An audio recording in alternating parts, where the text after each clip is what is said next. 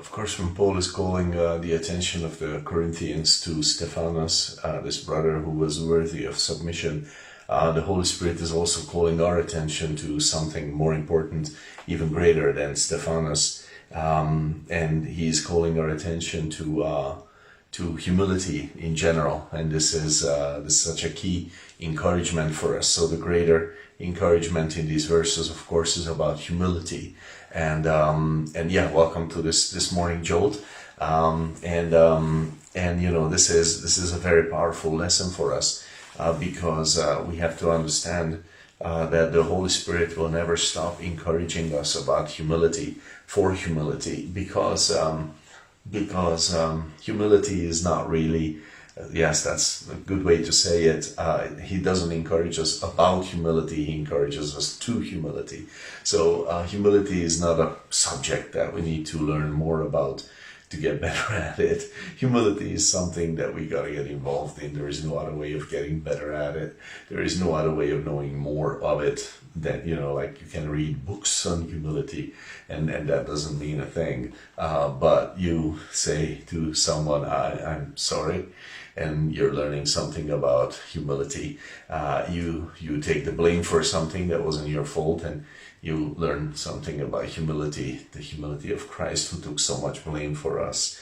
And this is no surprise that in Micah 6:8 these words are written: He hath showed you, O man, what is good, and what does the Lord require of you, but to do justly, and to love mercy, and to walk humbly with your God. Yeah, that's a very general statement, but the important point for us now here is walk humbly with your God.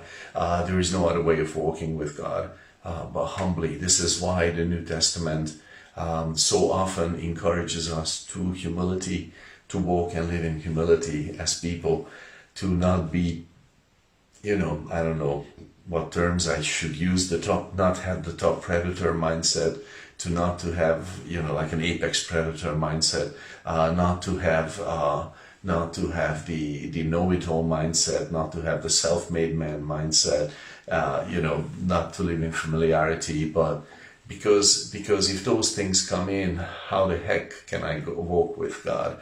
How the heck can I walk with a God who is humble himself? You know, two humble people, they understand each other, they can fellowship.